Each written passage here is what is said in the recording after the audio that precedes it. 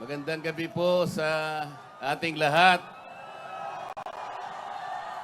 Una na po ay gusto ko pong magpasalamat sa inyong lahat. Kahapon pa po ay tinitingnan ko na kayo. Lalong-lalo na po yung nanggaling pa sa malalayong lugar. Meron pa po ako nakitang nasa panig ng katandaan, mga lolo at mga lola. Kahit na po ang lakas ng buhos ng ulan, walang tumitinag, walang umuuwi. Lalo na kung nagpapahayag po kayo ng ating pagkakaisa. Ang ating hinahanap na katarungan, hinahanap nating katotohanan, transparency, at accountability. Salamat po sa lahat ng mga kapatid sa Iglesia ni Cristo.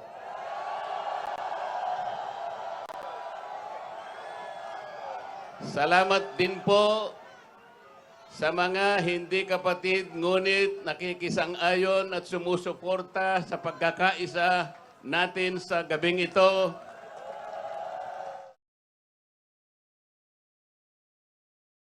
Mga kakilala ko, yung iba po ay hindi ko man kakilala, ngunit nagpahayag po ng pagsuporta at pagmamahal sa at ginagawa natin noon. Hindi na nga po sana ako pupunta dito. Kasi baka akalain po nung iba, ako pa po yung nag-i-instigate, hindi po. Ang palagi ko pong ginagawa, kagaya ng palagi kong sinasabi, ay kailangan maipakita natin kung ano ang tunay at tapat na paglilingkod ng isang public servant sa pamahalaan. Tuwing nababanggit ang aking pangalan, na sinusuportahan po ninyo ang aking ginagawa para sa ating bansa.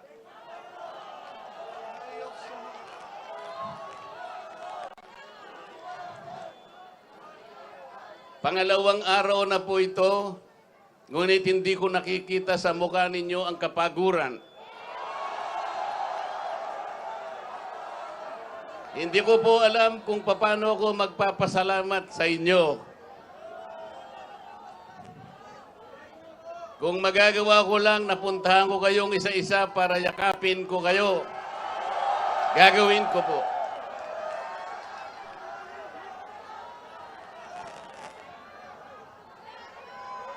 Naisip ko nga, magdadala na lang ako ng hopya.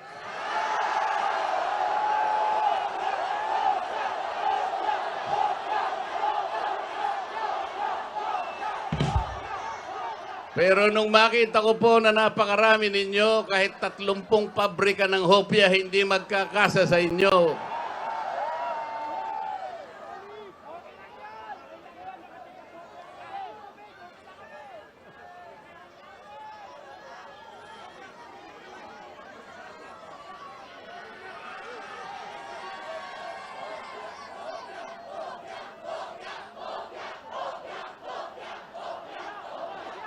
Bakit nilulunod ang pag-iimbestiga sa flood control scam?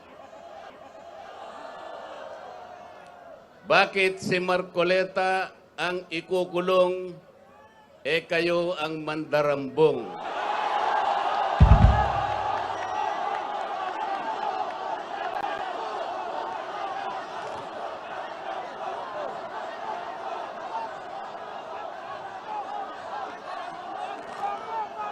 Meron po akong babasahin sa inyo. Alam nyo na po ito, pero kailangan pong alam ko uli sa inyo para maitatak po sa ating puso. Ang babasahin ko po sa inyo ay yung pambungad o yung preambulo ng ating saligang batas. Ito po ang kauna-unahan, ito ang pambungad, ito yung panimula. Kung tawagin natin sa English ay preamble. Ito po ang sama-samang isinulat ng bawat isang Pilipino noong ang ating saligang batas ay ating pinagtibay. Babasahin ko po. Kami, ang nakapangyayaring sambayanang Pilipino na humihingi ng tulong sa makapangyarihang Diyos upang bumuo ng isang makatarungan at makataong lipunan at magtatag ng isang pamahalaan nakakatawan sa aming mga mithiin at mga lunggatiin. Magtataguyod ng kabutihan sa bawat isa, mangangalaga at magpapaunlad ng aming kamanahan at titiyak para sa aming sarili at sa angkanang susunod ng mga biyaya ng kalayaan at demokrasya sa ilalim ng pananaig ng batas at ng pamahalaang puspos ng katotohanan, katarungan, kalayaan, pag-ibig, pagkakapantay-pantay at kapayapaan ay naglalagda at naghahayag ng konstitusyong ito. Mga kababayan, ito po ang batayan kung bakit nandito tayo ngayon. Nais nating ipaalala sa pamahalaan ang ating mga layunin, ang ating mga adhikain, ang ating mga pangarap para sa ating sarili at sa susunod na saling lahi, at ang ating pangarap sa ating pinakamamahal na bansa. Ito po ang aking paninindigan at alam ko ito ang ating pinagkaisang paninindigan ngayong gabi. Nakahanda po akong magpakulong. Kung kinakailangang maaresto po ako, wala pong problema. Kung ito po ang kabayarang hinihingi para ipagtanggol ko ang katarungan at ang pambansang kagalingan at ang interes ng mamamayang Pilipino,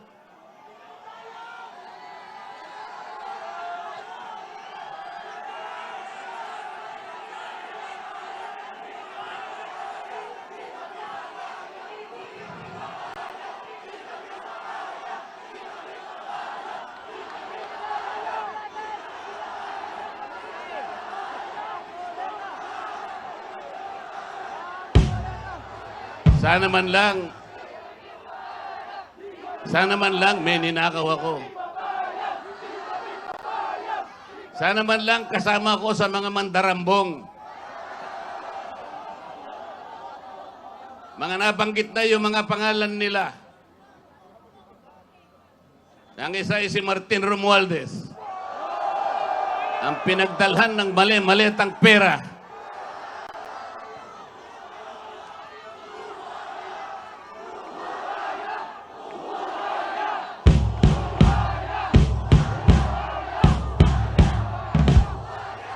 Ako po ang ibinibintang nila sa akin ay salaping pantulong para sa kampanya para ako'y manalong isang senador. Mga kaibigan po na pribado at sarili nilang pera ang kanilang itinulong sa akin, baka sakaling manalo nga po ako at nanalo nga po.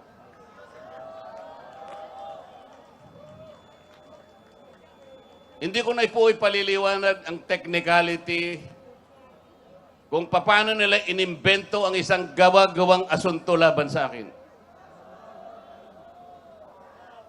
Tingnan po ninyo kung sino pa yung nagtatanggol at tumutulong para sa ganon, matukoy natin kung sino ang may kagagawan ng pinakamalawak, pinakagarapal na pandarambong sa kabambayan.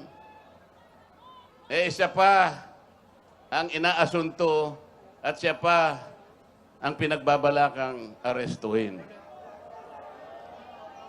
Hindi ba katungkulan ng ombudsman ang sila ang humanap, umusig at parusahan ang lahat ng may kagagawan nito.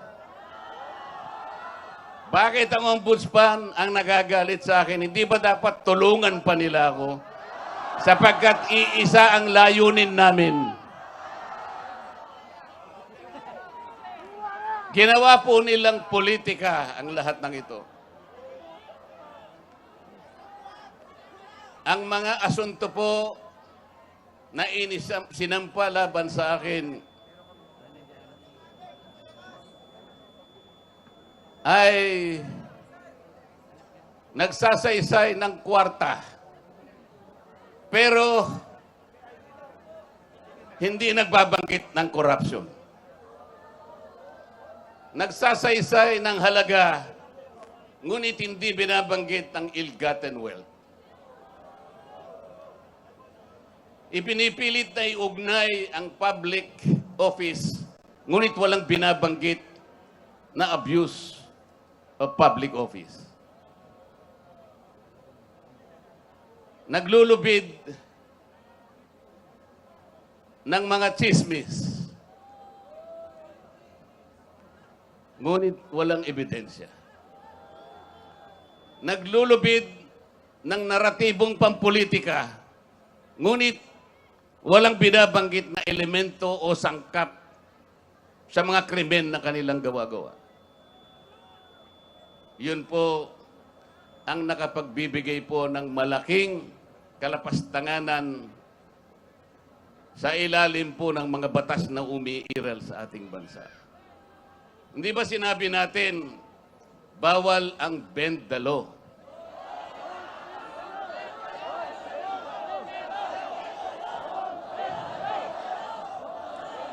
Ayun. Don't bend the law.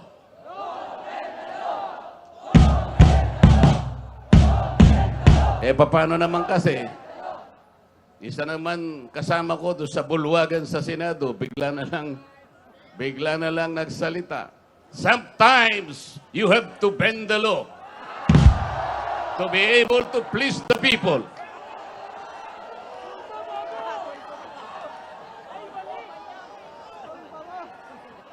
Sumagot naman yung kausap.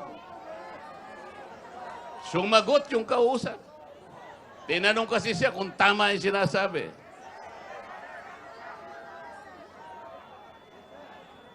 Ang sabi niya, yes, sir.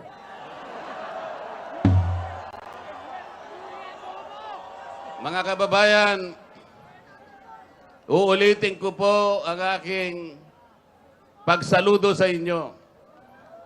Ang aking paggalang, ang aking pagpapasalamat sa ipinakita ninyong pagsuporta at pagmamahal sa akin at sa mga bagay na ipinaglalaban nating lahat. Ang katarungan, ang katotohanan, ang pananagutan, at ang katarungan. Huwag po tayong mag-iwahiwalay. Ang sabi nga natin, we are one. We are one. We are one. Maraming salamat po sa inyong lahat. Reklamo na yung mga kababayan natin na gustong sumama dito sa rally, Naku po, yan na. miyembro man ng iglesia o hindi, Opo. dahil sa palagay nila ay hindi na nila masikmura Oho. ang mga pangyayari ngayon at gusto rin nilang ilabas ang kanilang hinanain. Saloobin, ano? Kasi ang meron kanilang ng- saloobin Tama, oo. sa kalsada at yun na nila siguro isigaw ang kanilang damdamin. Oho. Pilit po namang hinaharangan at ayaw patuloyin dito sa rallying ito. Lahat na po ng entry point papunta ng Metro Manila ay haharangin at ihaharas na sila po'y kakasuhan, lalo yung mga driver, operator, bus, yung mga van, etc. etc. Lahat po ng kaparaanan at aalamin nila o sinong rehistro niya, sinong ganda, bakit nandito kayo, anong gagawin ninyo. Yun nga. Oo. Basta may nakitang sasakyan na puno ang sakay, Oo. na hindi naman pampasahero, Oho. lalo na yung bus dyan. Na sasabihin na, hindi kayo, out of line kayo, ha? Yan, oo. Ay hahanapan at hahanapan ng paraan Violation. para wag matuloy yung biyahe. Oho. At marami na po ang nagaan kahapon, ha? Marami na po. Tarlac, dito sa Cavite, dito sa Calamba, sa may gawin ng Batangas. Yes. Ano po? Hindi natin malaman kung ano ang kadahilanan. No, sapagkat kasi tapos bigla nilang iha-hype, Nelson.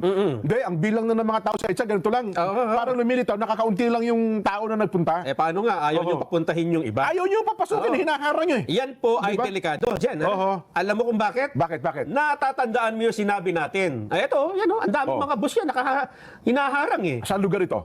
Natatandaan mo yung sinabi natin noong Lunes. Cavitex ito pala, oo. Ay, pulis, oh. Oo. Na kapag ka ikaw ay nagsalang ng tubig sa takure o sa kaldero at tinakpan mo at hindi mo nilagyan ng kahit kaunting siwang para makalabas yung steam, Nako. sasabog at sasabog yan. Oho. Ngayon, hinaharang mo. Ha? Parang ganyan, ha? Ayaw mong patuloy ng mga taong ito na gusto lang namang makibahagi sa mapayapang pagtitipon, sa rally. Isigaw ang kanilang gustong sabihin sa pamahalaan. Hindi natin maiwawalang posibilidad na dumating ang panahon, mainis na itong mga ito.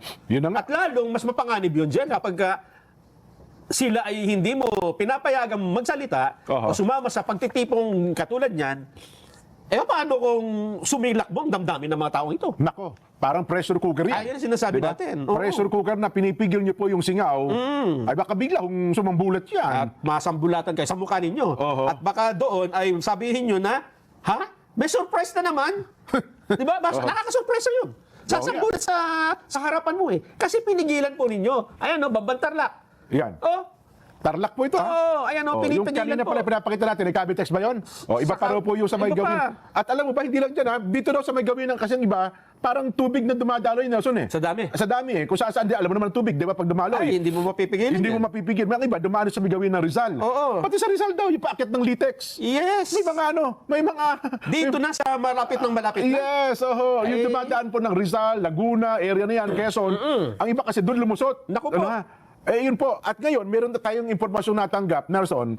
Tinanong yung mga opisyal na yan, kasi may mga kakilala din naman tayo sa mga station na nandiyan sa paligid, sa palibot niyan. Ba't yung ba hinaharang yung mga yan? Wala namang violation. Yes. Ang sagot lang daw lagi ng mga pulis na nakapront, pasensya na po kayo, utos sa taas eh. Naku po.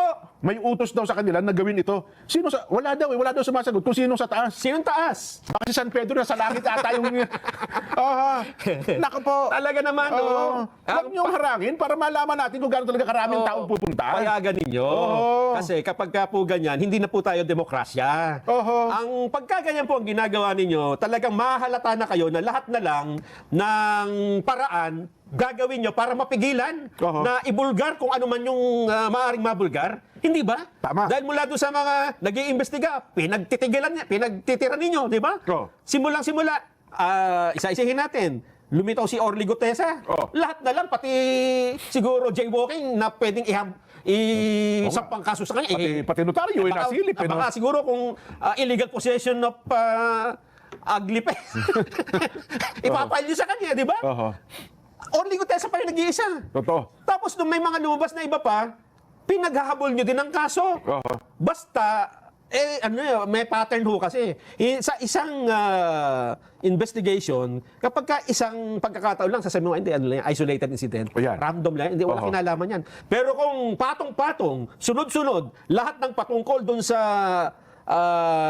mga tao, basta ang mga tao ay, ang gusto niya ay tukuyin sino ang mastermind sa flood control scandal, lahat na lang yung gusto mong kasuhan, pati yung mga tao gustong sumama sa rally, gusto mo rin kasuhan ng, illegal na ito, kolorum, wala kayong seatbelt, wala kayong, nakachinelas yung driver, bulok yung sasakyan mo, di na dapat tumatakbo to, walang signal light. Pagka ganun po, pattern na po kayo, halatang halata. Pagka ganyan na nangyari, sinasabi ko na sa inyo, mga babayan, lahat na lang ng butas ng kumukulong tubig ay tinatakpan ninyo, mas delikado yan. Mahalata mo kung paano pinipilit ng ilang mamamahayag na i-twist ang katotohanan. Mga ganun attempt ba? Ang dami. Ito na lang umaga dyan ha?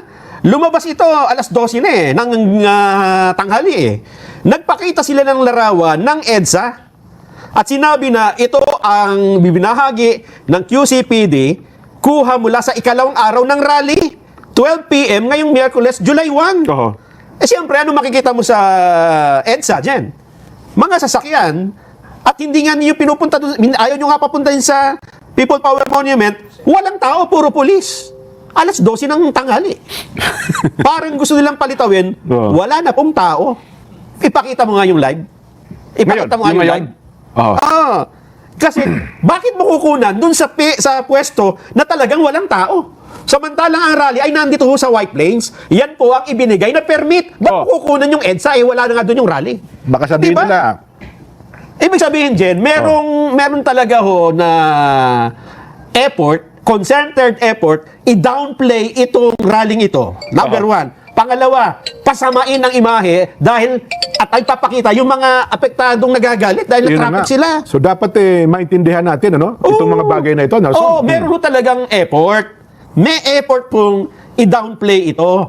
Pero, para sa mga totoong nakakapanood, nakakakita, at alam ang katotohanan, lalo na yung mga mismong nandyan, alam nila na tayo po ay pinaglololoko na naman. Hindi ba? So ito, live na ito, Nelson. Alin yan? Ito itong video na ito pinapakita natin. Oo, kuha yan ngayong hapon. Pero ipinakikita Eto lang. kanina, Oo, yung alas yung 12. parang ilang kaputol na parang bagang gusto sabihin, huwag na kayo tumuloy. Yes. Ang ipinakikita nila, hindi itong White Plains, yung Aha. EDSA. Wala nga doon ang rally dahil ang permit nandito sa White Plains eh. Nakiusap nga silang pumunta tayo ng White Plains eh. Yun na nga. Hindi ba para wag na mabarahan yung EDSA? Tapos kukunan mo yung doon sa lugar na pinaalis mo yung mga tao. Na Eh, parang wala. bagang ang dating, Wala wala ka pumunta, wala ng tao. Oo. Sige. Problema, hindi nyo alam kung hanggang kailan matatapos yan. Pero saglit lang po, tatanggap po na tayo ng report. Ang Pangulo ba nasa Canada na ngayon? Nakalis na ba? Mukhang magbabiyahe pa. BBI pa lamang. Biyahe ng Pangulong Bongbong sa Canada sa gitna daw po ng panawagang aksyonan ng korupsyon na sinisigaw ng pagtitipon sa People Power Monument. Binatikos daw po. Aba bakit? Ihatid po sa atin ni Eden Santos. Then, Ang problema natin, hindi siya manidiktahan.